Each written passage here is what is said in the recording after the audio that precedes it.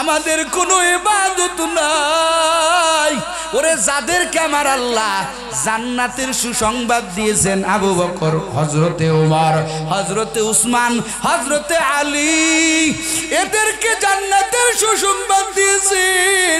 এরপরে ওরা শুধু কান্না কান্না কান্না আর কান্না, একটা রাতের জন্য ঘুমায় নাই, শুধু কান্না কান্না আর কান্না, কান্না করে করে করে করে করে আল্লাহর বান্দারা তাদের রাতটা পার করো তোরে বাবা। আমাদের তো জাহান্নামের কোনো পারমিশন নাই, আমাদের কোনো জাহান্নামের আগাম সুসংবাদ নাই রে বাবা। এরপরও আমাদের কান্না নাই, আমাদের দিল নরম নাই রে বাবা। নামাজে কান্না নাই, তাহাজ্জুদের আমল নাই। এরে আল্লাহর বান্দা বল বল, কি আমল নিয়ে তুই কবরে যাবি রে বাবা? মনে করতেছো গুনার খবর কেউ জানে না রে যুবক। ও আল্লাহর বান্দারা, মনে করতেছো গুনার অবস্থা কেউ জানে না। দুনিয়াতে তুমি মিথ্যা বলে বলে তুমি পার পেয়ে গেছো। মনে হয় তুমি আখিরাত ও হাসরের ময়দানে মিথ্যা বলে বলে তুমি পার পেয়ে যাবা। না রে যুবক, না, হাসরের ময়দানে মিথ্যা চলবে না। ওইখানে আমার আল্লাহ বলবেন, ও বান্দা তুই তো গুনাহ করছো। বান্দা বলবে, আল্লাহ আমি যে গুনাহ করছি, গুনার প্রমাণ কি? আল্লাহর কাছে প্রমাণ আছে না নাই? দরকার আছে না নাই? আমার আল্লাহ সবচাইতে বড় শাহেদ, আমার আল্লাহ সবচাইতে বড় সাক্ষী। ও বানিয়া সঙ্গের মুসলমান, কথাগুলো দিল থেকে নিবেন রে বাবা। বান্দা যখন বলবেন, আয় আল্লাহ আমি যে গুনাহ করছি, আমার গুনার সাক্ষী কি বলেন বলেন। আল্লাহ বলবে, সাক্ষী ছাড়া আমি আল্লাহ তোরে বিচার করব না। আমার আল্লাহ এক নম্বর সাক্ষী হাজির করবেন। আমার আল্লাহ কোরআনুল কারীমের ভিতরে সুন্দর করে বয়ান করেছেন, ইয়াউমা ইদিন তুহাদ্দিসু আখবারাহা বিআন্না রাব্বাকা আওহালাহা। আমি আপনি যেখানে গুনাহ করছি ওইখানে মাওলার জমিন ছিল কি ছিল না? জোরে বলেন, বুঝে শুনে বলছেন তো? এই জমিন সাক্ষী হয়ে যাবে। আল্লাহ কয়, ও নাফরমানের দল, মনে করিও না তোমার আমার গুনার খবর কেউ জানে না রে বাবা। তোমার আমার গুনার খবর ওরে মা জানে না, বাবা জানে না। না না, তুমি আমি যেই জায়গায় অন্যায় করেছি রে বাবা, ওই জায়গা আমার মাওলার জমিন হাজির। হাসরের ময়দানে আমার আল্লাহ ওই জমিন রে ডাক দিবে, রে জমিন আয়। আয়েশা বলবে, আমার আল্লাহ বলবে, এরে জমিন বল বল, আমার এই বান্দা তোর উপরে দাঁড়াইয়া কোন কোন গুনাহ করছে। ও নবীর উম্মতের দল, আমার আল্লাহ কোরআনে বয়ান করে বলে দিয়েছেন, ওই দিন আমি আল্লাহ প্রশ্ন করতে দেরি করব, জমিন জবান খুলতে দেরি করবে না। জমিন বলবে, আল্লাহ তোমার এই বান্দা আমি জমিনের উপরে দাঁড়াইয়া দাঁড়াইয়া দাঁড়াইয়া দাঁড়াইয়া এই এই এই এই অন্যায় করছে। বলেন তো বাবা, তুমি আমি যেই জায়গা গুনাহ করছি ওই জায়গা আমার মাওলার জমিন ছিল কি ছিল না? আল্লাহর কাছে জমিন নালিশ করবে। ও নবীর উম্মতের দল, অথচ তুমি জমিনের পাগল।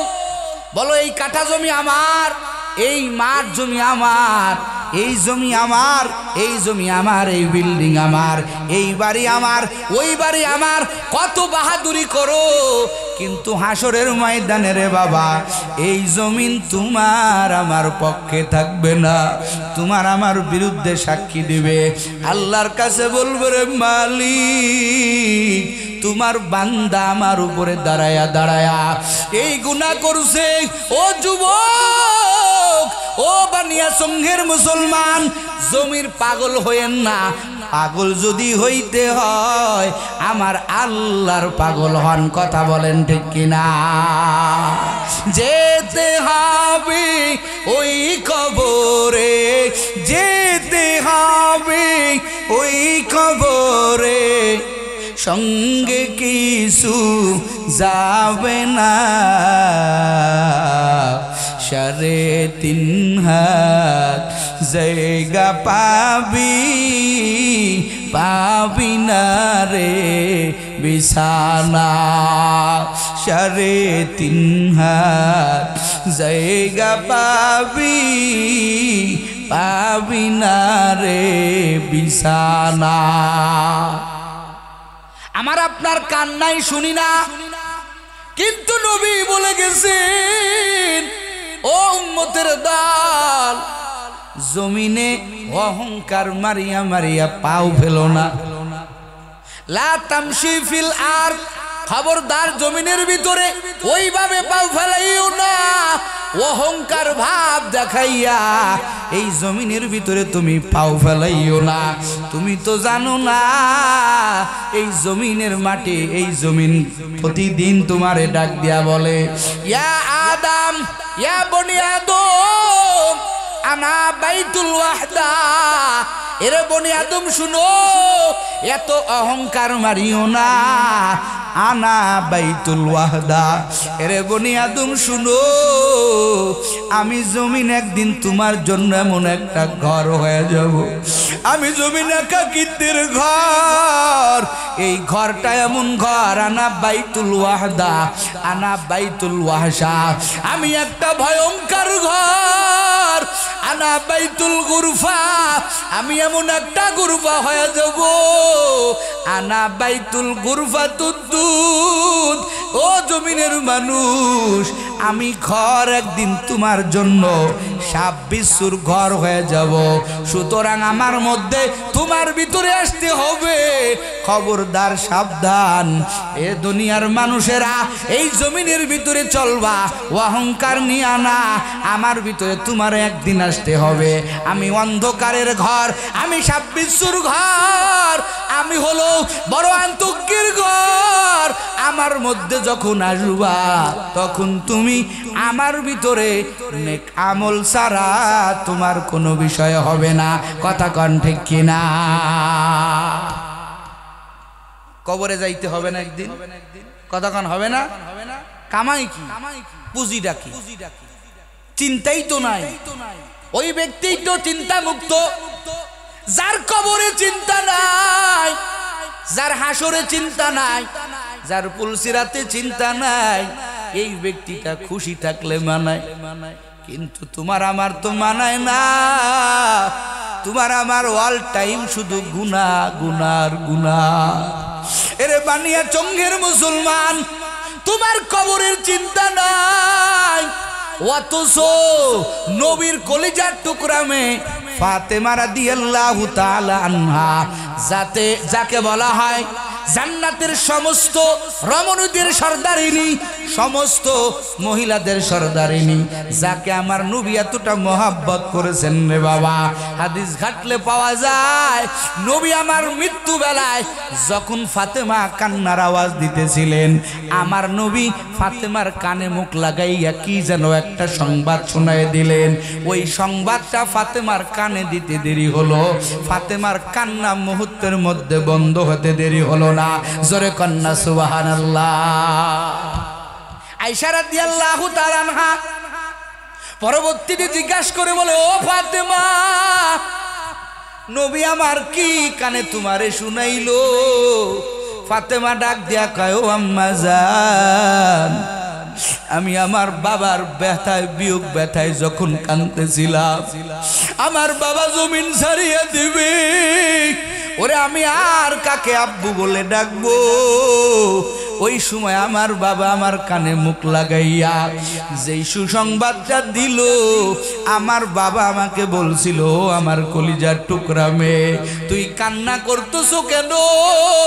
আমি নবীর সংবাদ শুনো, আমি নবীর ইন্তেকালের পরে আমার বংশের ভিতরে যার আমার পরে মৃত্যু হবে, এই লোকটা আর কেউ না। আমার মৃত্যুর পরে আমার বংশের ভিতরে যার মৃত্যু হবে, সেই লোকটা তুই ফাতেমা। তোর সাথে আমার মৃত্যুর সাথে সাথে মোলাকাত হয়ে যাবে। এমন দামি মহিলারে যুবক, এই ফাতেমার ইন্তেকাল হয়ে গেল। হযরতে আবু যর গেফারি রাদিয়াল্লাহু তাআলা আনহু ফাতেমাকে নিয়ে কবরের মধ্যে নামলেন। কবরের মধ্যে নামিয়া কবরে ডাক দিয়া কয়, এরে কবর জানো তোর মধ্যে আজ কাকে রাখতেছি? এরে কবর সাবধান, তোর মধ্যে যাকে রাখতেছি একে কি চেনো? ইনি হলো রাহমাতুল লিল আলামিনের একমাত্র কলিজার মেয়ে, যাকে আমার নবী খুব মোহাব্বত করতেন, খুব ভালোবাসতেন। এরে কবর রে, খবরদার খবরদার ফাতেমার সাথে খারাপ ব্যবহার করবি না। আবার আবু যর গিফারি ডাক দেয়া কয়, রে কবর তোর মধ্যে কারে রাখতেছি জানো? আমার নবীর কলিজার টুকরা হাসান হুসাইনের আম্মা। খবরদার কবর, খবরদারের সাথে বেয়াদবি করবি। আবার আবু যর গিফারি ডাক দিয়া বলে, এরে কবর তোর মধ্যে কাকে রাখতেছি জানো? আরে নবী বলেছেন না মাদিনাতুল ইলমি ওয়া আলিয়্যু বাবুহা, আমি হলাম এলেমের দরজা, আমি হলাম এলেমের রাজ্য, আর ওই এলেমের দরজা হলো আমার আলী। ও কবর আলীর স্ত্রীকে রাখতেছি, খবরদার খবরদার এই কবর তুই আমার এই ফাতেমার সাথে বেয়াদবি করবি না। আবার কবরে ডাক দেয়া কয়, রে কবর তোর মধ্যে কিন্তু জান্নাতি সমস্ত মেয়েদের সর্দারিনী ফাতেমাকে রাখতেছি, খবরদার বেয়াদবি করবি না। ওরে যুবক, এই কথাটা বললেই বড় ভয় লাগে। কবরকে এত বড় বড় বড় বড় বড় বড় বড় কথা বলার পরেও ওই দিনকে আবু যরের কথাগুলো শোনার পরে কবরের মাটি বলছিল, রে আবু যর গিফারি শুনিয়া নাও, আমি বিশ্ব নবীর মেয়ে ফাতেমাকে চিনি না, আমি হাসান হুসাইনের আম্মা জানকে চিনি না, আমি আলীর স্ত্রীকে চিনি না, আমি হাসান হুসাইনের আম্মাকে চিনি না, আমি জান্নাতি রমণীদের সর্দারিনী চিনি না। এরে আবু যর গিফারি আমি এমন কবর আমার মধ্যে যে ভালো আমল নিয়ে আসবে আমি তার সাথে ভালো ব্যবহার করব, আর আমার মধ্যে যে খারাপ আমল নিয়ে আসবে আমি কবর তার সাথে ভালো ব্যবহার করতে পারবো না। খারাপ আমল নিয়ে আসলে সে যত বড় পীর সাহেব হোক না কেন আমি তার জন্য একটা ভয়ঙ্কর গর্ত হয়ে যাব। ও আল্লাহর বান্দারা, ও কলিজার টুকরে যুবক, ও পর্দার আড়ালের আম্মা জান, ফাতেমার বেলায় কবর যদি এত কড়া কথা বলতে পারে, বলো বলো বলো তোমার আমার আমল নাই, কান্না নাই, কান্না নাই, তোমার আমার কান্না নাই, আমল নাই, এরপরেও তো আমাদের কোনো পেরেশানি নাই। আর আবু বকর কান্না করতে করতে করতে করতে চোখের কিনারায় দাগ ফেলাইয়া দিলেন, ওমরের মতো সাহাবী ঘরের দরজা লাগাইয়া কান্না করলেন। একমাত্র এদের চিন্তা হলো, আল্লাহ আমি কবরে কি নিয়ে যাব, কথা কন ঠিক কিনা?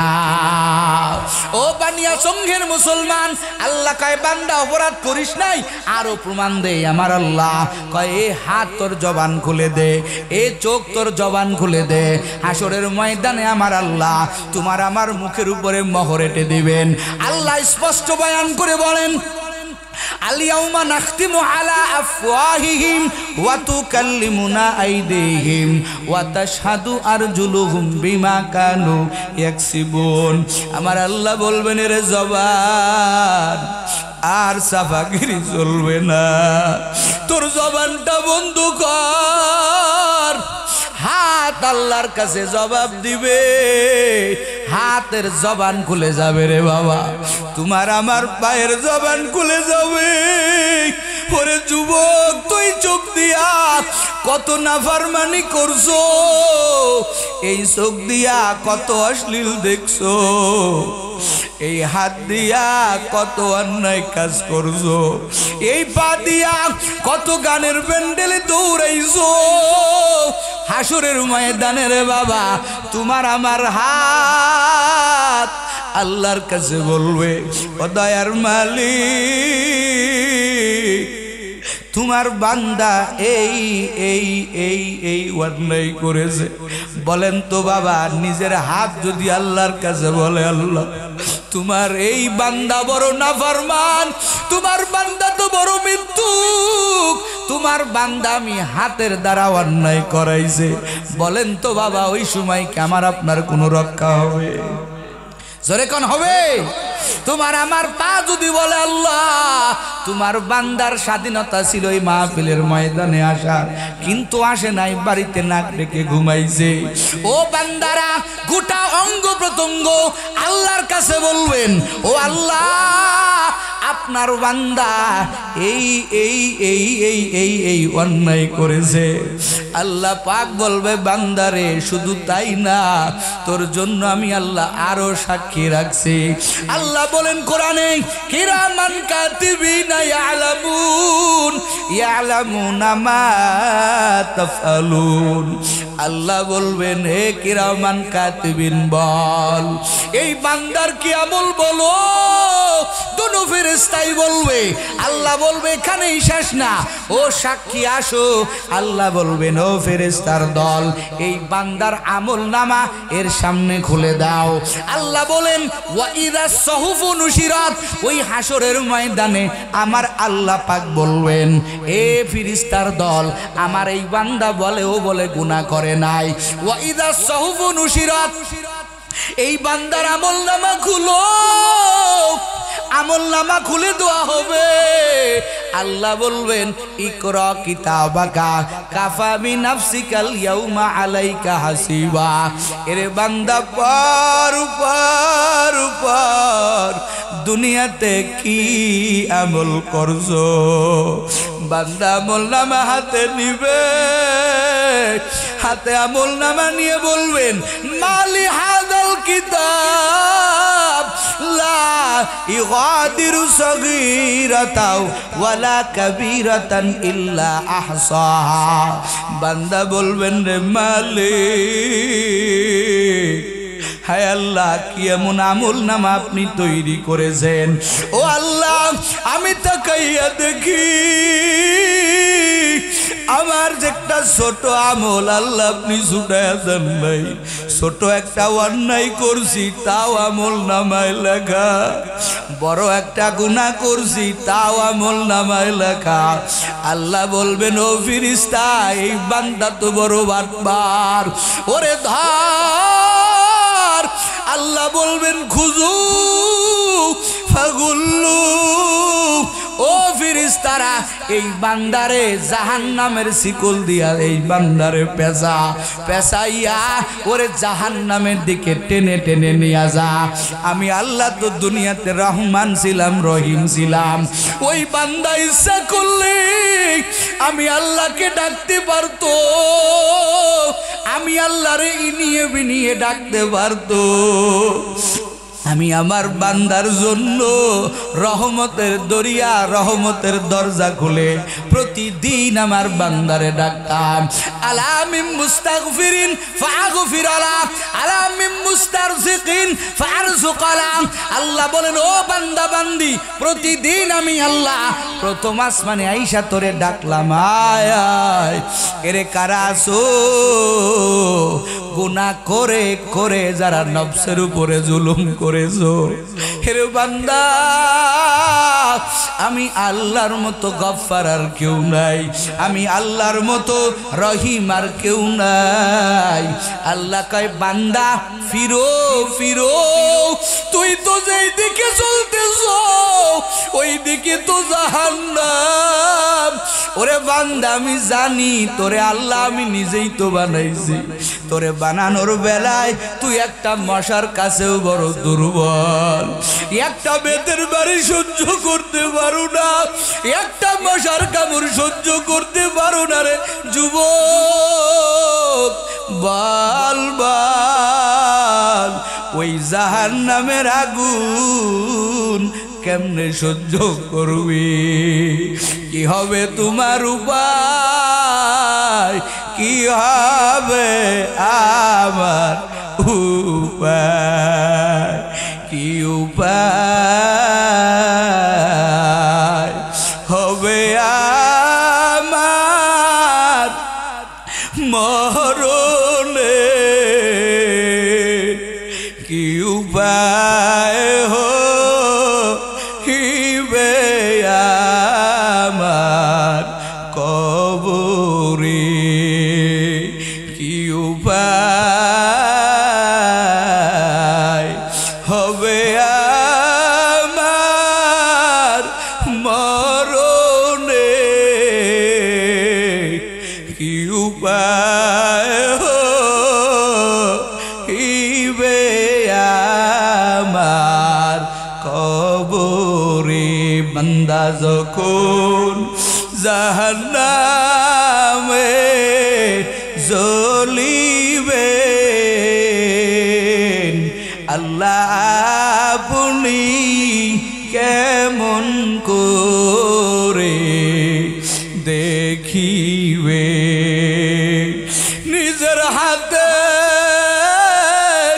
বান্দা আপনি বানাইলে, আবার বান্দার কেমনে জাহান্নামে ফেলিবেন? সকলেরই দরজা হইতে ফিরিয়া আপনার দরজায় রইলাম পড়িয়া। ও যুবক, আমার আল্লাহ কয় বান্দা তোর জন্য আমি আল্লাহ একটা নাম রেখে দিলাম গফফার। আমি আল্লাহর রহমান রহিম নামটা তোর জন্য রিজার্ভ করে রাখছি। ডাকো, আমি আল্লাহ তোরে ক্ষমা না করে পারবো না। এরে তোর গুনাহ কত বাল বাল। আল্লাহ কয় কুল ইয়া ইবাদি, ও আমার আদরের বান্দা বান্দি। ওরে বান্দা কোথায় তুই? তুই তো আমি আল্লাহর বান্দা। লা তাকনাতু মির রাহমাতিল্লাহ, ইন্নাল্লাহা ইয়াগফিরুয যুনুবা জামিআ, ইন্নাহু হুয়াল গফুরুর রহিম। আমার আল্লাহ গাছের জন্য গফুর না। ও বানিয়া জঙ্গের মুসলমান, আমার আল্লাহ অন্য কোনো মাখলুকাতের জন্য গফুর না। আমার মাওলা, তোমার মাওলা একমাত্র তোমার আমার জন্য গফুর। আল্লাহ কয় রে বান্দা তোর গুনাহ কত? ওরে আমি আল্লাহর কাছে নিয়ে বল। ওরে তোর তওবা করতে দেরি হবে, আমি আল্লাহ মাফ করতে দেরি করব না। ওই যে মুসা আলাইহিস সালামের জামানার ঘটনা, এক দুষ্টু লোক, পাজি লোক, এরা সবাই নবীর কাছে বিচার দিল, ও জামানার পয়গম্বর, অমুক দুষ্টু লোকের কারণে আমরা তো টিকতে পারি না, ওকে আমাদের এই দেশ থেকে দেশান্তর করে দেন। নবী আমার বিচার পাইয়া ওই লোকটাকে কেন দিয়া ধাক্কা দিয়া বললেন, যা তুই এই দেশের থেকে ভেগে যা, তোকে কেউ সহ্য করতে পারে না। আল্লাহর বান্দার অন্য দেশে পাঠাইয়া দিলেন।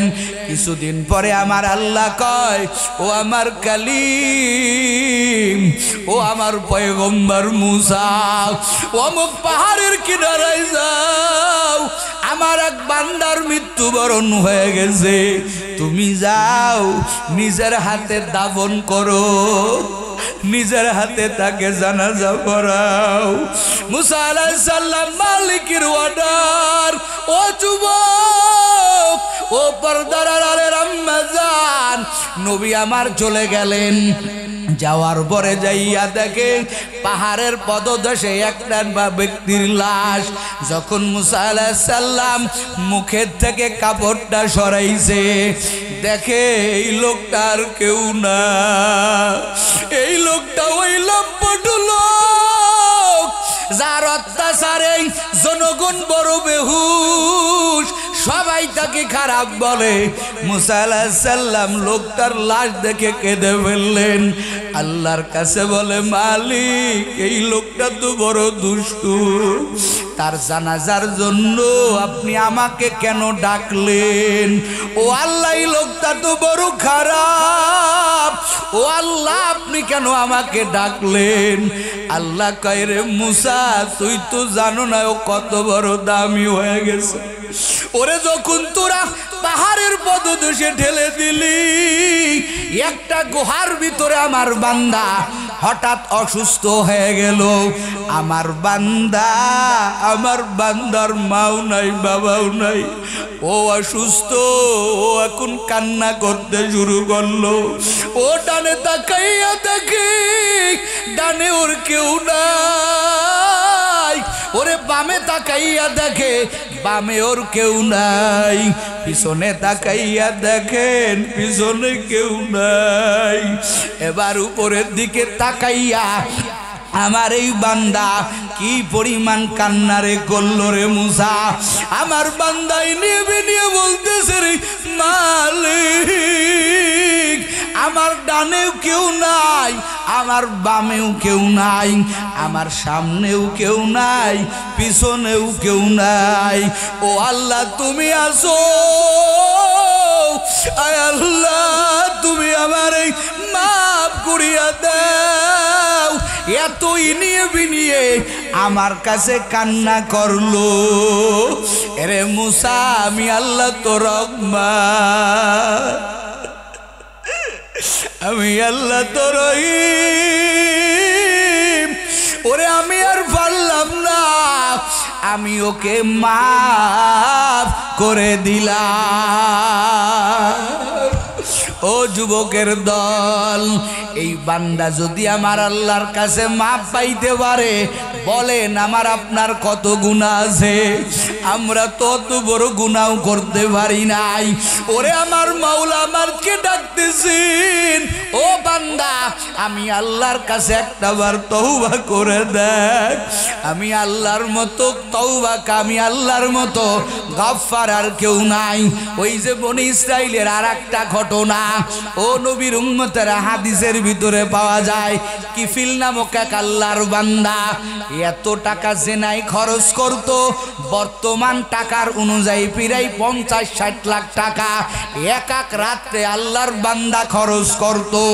ও আল্লাহর বান্দারা, ও যুবক, ও পর্দার আড়ালের আমার আম্মা জান, এই আল্লাহর বান্দা এক রাত্রে একটা মেয়েকে ভাড়া করছে। আল্লাহর বান্দা এমন কোনো রাত নাই কোনো মেয়ে নিয়ে কাটায় না। ওই দিনকে একটা মেয়ে আনছে, ওই মেয়ের কাছে যাবে। এখন তাকাইয়া দেখে এই মেয়েটার চোখ বেয়ে গড় গড় করে পানি পড়তেছে।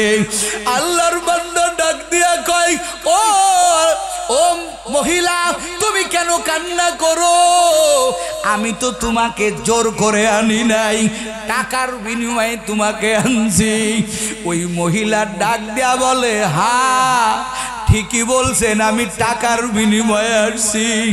আমি একটা জায়গা বড় দুর্বল, অসহায়ত্বের কারণে আমার নিজের যৌবনটা আপনার কাছে দেওয়া লাগছে, কিন্তু আসলে আমি তো মনের থেকে আসি নাই।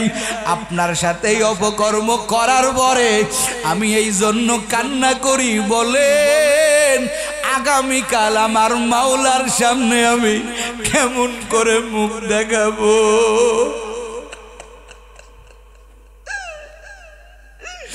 তিফিলের এই কথাটারে যুবক, ওরে একটা তীর মারলে আর কত জোরে যায়।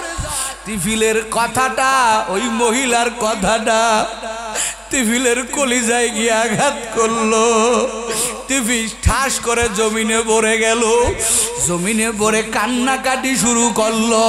টিফিল ডাক দিয়া কয়, কিফিল ডাক দিয়া কয়, রে মহিলা এখনো তুমি গুনাহ করো নাই, আজকেই তোমার প্রথম রাত, অথচ আমি এমন কোন রাত গুনাহ ছাড়া কাটাই নাই।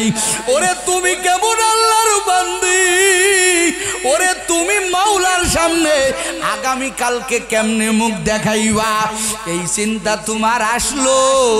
আর আমি এমন আল্লাহর গোলাম, এমন নাফরমান গোলাম, আমি প্রতিদিন অন্যায় করি, আমার তো কোনো দিন এই অনুশোচনা আসলো না,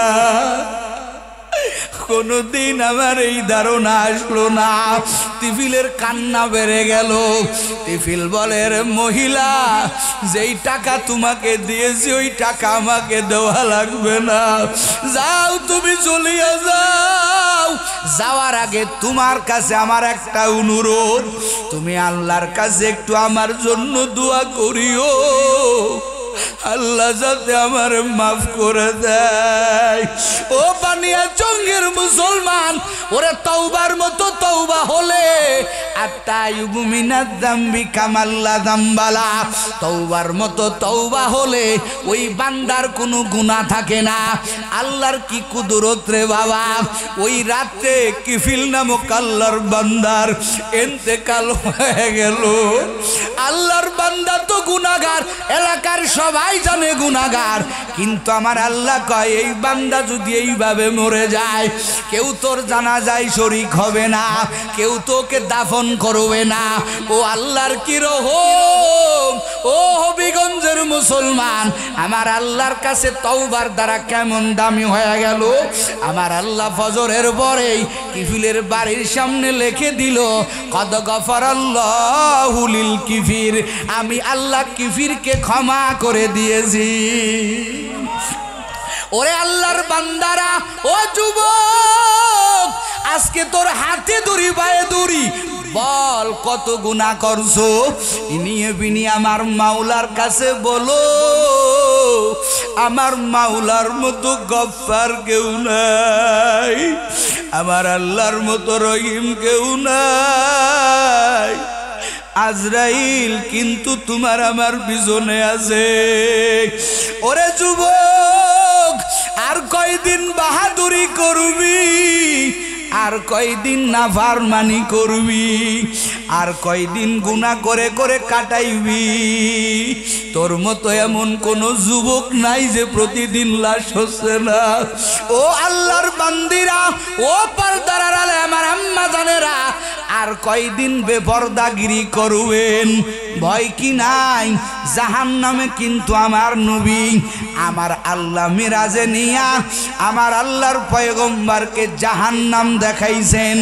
সব নবীরা মুখস্থ বয়ান করেন, কিন্তু আমার নবী জাহান্নামের আযাব স্বচক্ষে দেখে জমিনে বয়ান করে বলেন, ও উম্মতের দল, ও নারীর দল, নবী আমার জাহান্নামে বেশিরভাগ নারীদেরকে দেখেছেন বিভিন্ন ভয়ঙ্কর ভয়ঙ্কর ভাবে নারীদেরকে আযাব দেওয়া দেখেছেন। ওরে আম্মা জান, কবরের কি ভয় নাই?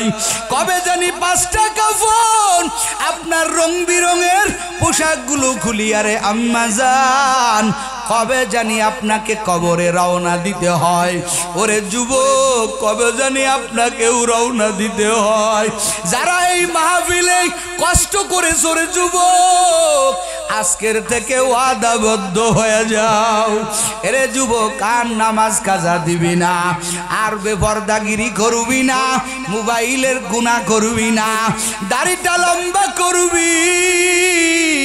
কারণ যদি দাড়িবিহীন হয়ে কবরে যাও, কত যুবক মরে যায়, লাশটা দেখলে জিহ্বায় কামড় দিয়ে হায় রে এই যুবকের কত সুন্দর চেহারা, কিন্তু যুবক মুখে আমার নবীর সুন্নত নিয়ে যেতে পারলো না।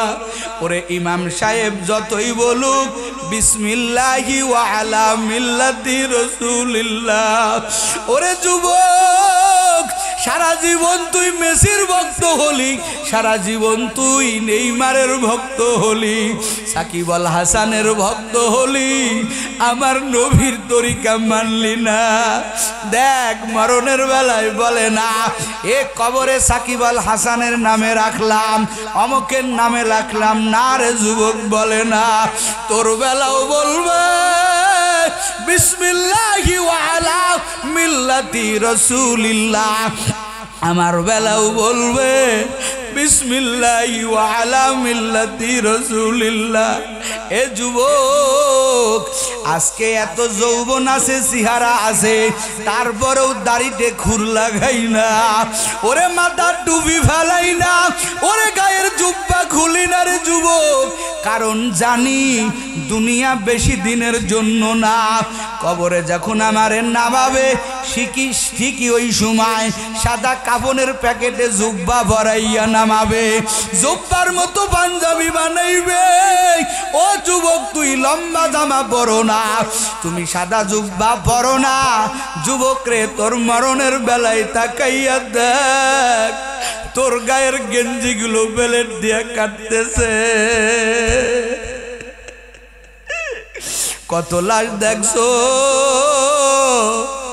মাজার একটা শুধু পর্যন্ত রাখে না, ওরে গেঞ্জিগুলো বেলেট দিয়ে কাটিয়া বলে বল বল, এই তো দুনিয়ার বাহাদুরি।